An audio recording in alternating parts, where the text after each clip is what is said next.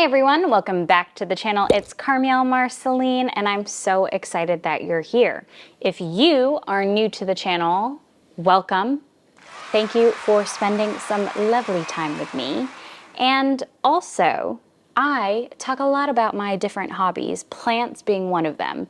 You can clearly tell from the ginormous bird of paradise, literally like right here. In today's video, we are talking about planter glow-ups. We're going from drab to fab. I'm going to share 3 DIYs that are going to elevate your plant, home decor, and styling. We're doing that all today. So get ready because we are about to get a glow-up.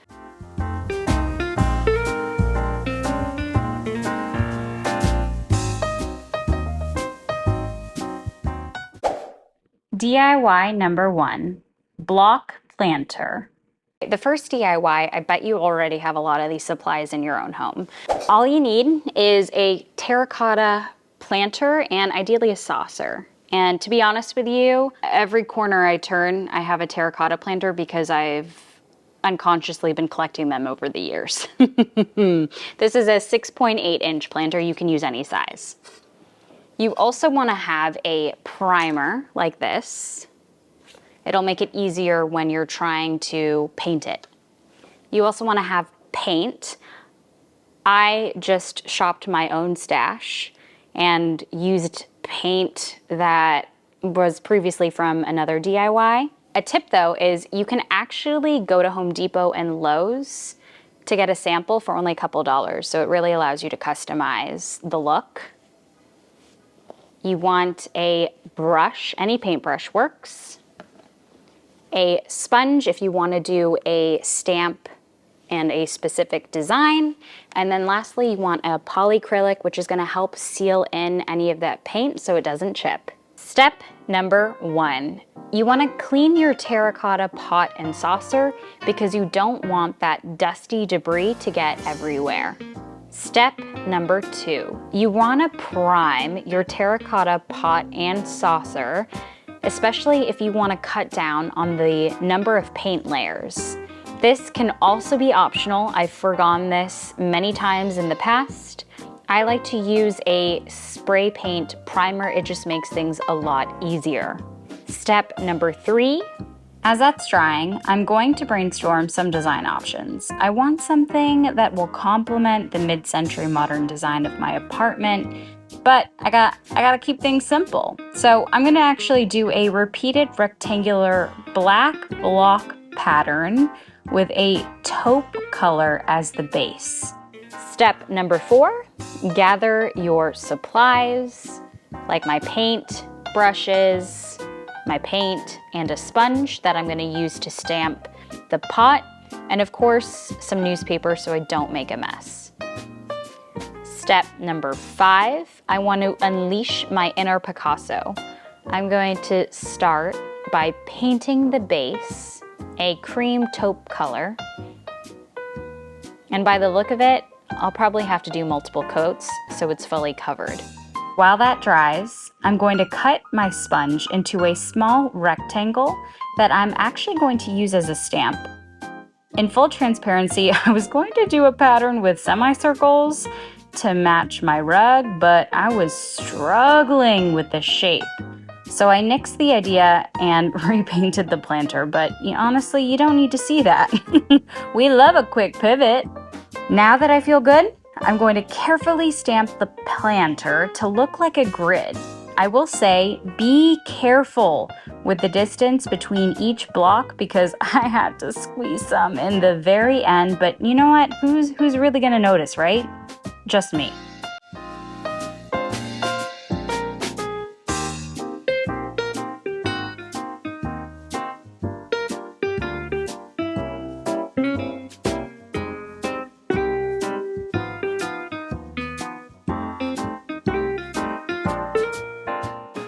Step number 6. I'm going to seal this with that polycrylic, and this will help reduce any chipping. This step is also optional. Just make sure you let it dry for 30 minutes. Here's the final product. What do we think? Do we like it? Was it a good glow up? Let me know down below. DIY number 2, elevated fluted planter. This DIY is going to take a little bit of imagination, but I promise it's completely worth it. All you need are 2 planters that are different sizes. I believe this is a 5-inch planter, and then this is potentially a 6.5 or 7-inch planter. I got these from Home Goods. This was $6 and this one was $8, so quite affordable. You also want some E6000 glue because this is industrial grade in strength, because what we're gonna do is stack them like this, and you want it to stay in that specific position.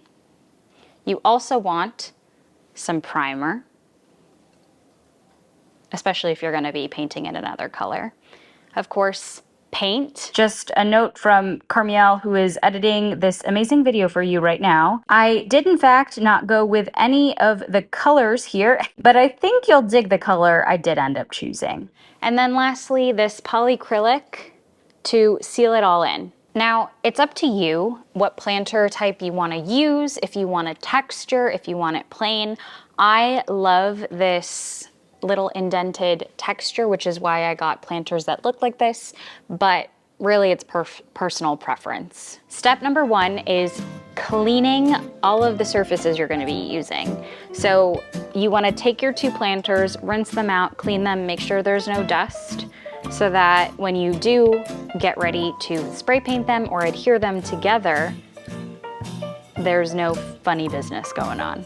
So once you have that ready to go, you're going to use your E6000 glue, that industrial grade glue. Squeeze a generous layer of the E6000 glue to fully coat the exterior base of that smaller planter. I am going to flip them like this, so the openings are away from each other. Essentially, you want the 2 bases,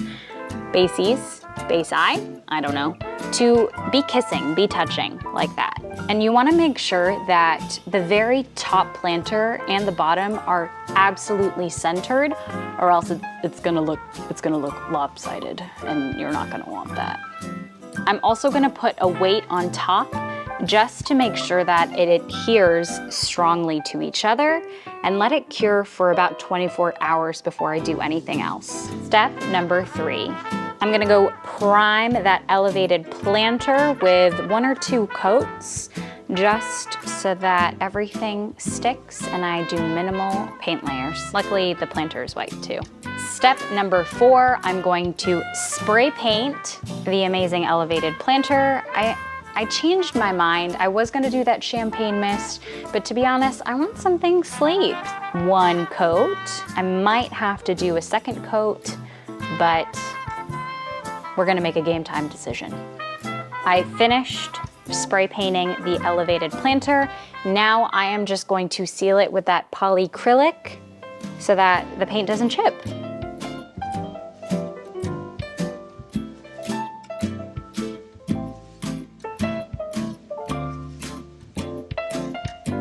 Voila, here's the final look.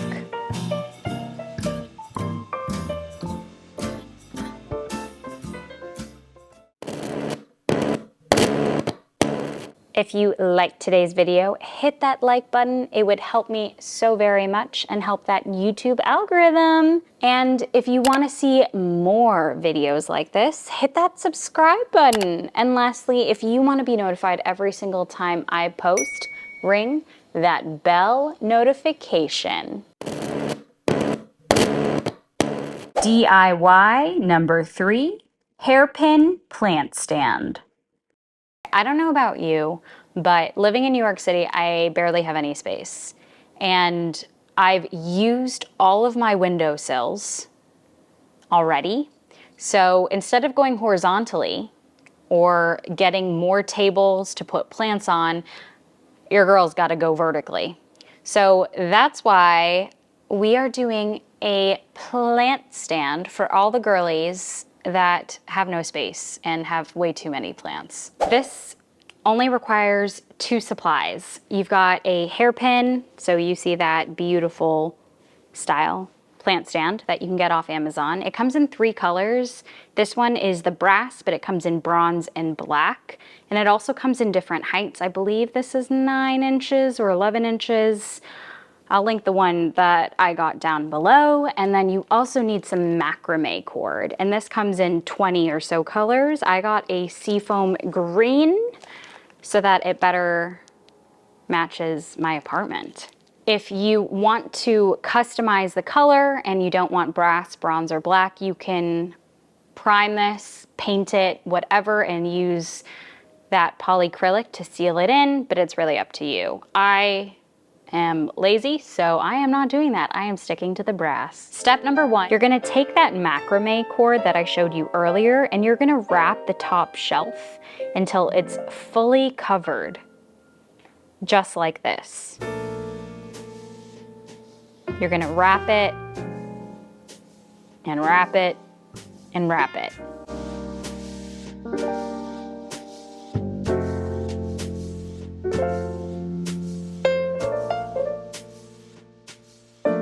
Step number 2. Once you finish wrapping the entire top shelf with macrame vertically, weave your macrame from the back to the front of the planter like this.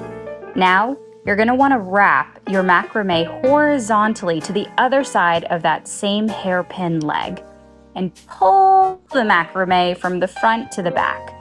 You're going to want to repeat this until you fully cover the height of the shelf.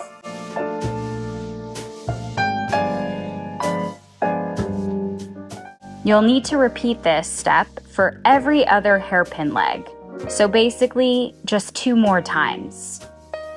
And make sure to hide your macrame cord ends behind the front macrame wall and in front of the back macrame wall, essentially in between that gap. This will ensure you have a clean finish. I'm not gonna lie, this process took me an hour, if not more, because my macrame cord kept getting tangled. So make sure you're sitting down, you're all comfy, and maybe you're watching your favorite show, because trust me, you're gonna need something that'll ensure that time passes by. A few hours later, and we've got a beautiful hairpin plant stand. You are welcome for this beauty. You can actually put it on a table, the floor, or even on your windowsill.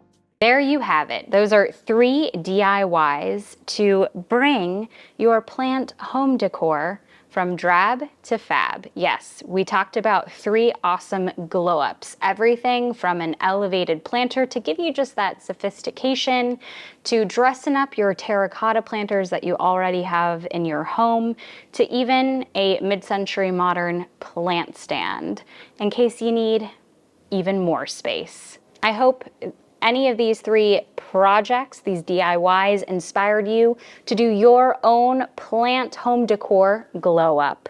If you do any of these DIYs, comment below. I'd love to know and see what yours looks like. As always, thanks for spending time with me. I truly, truly appreciate it, and I can't wait to see you in the next one. Until then, bye!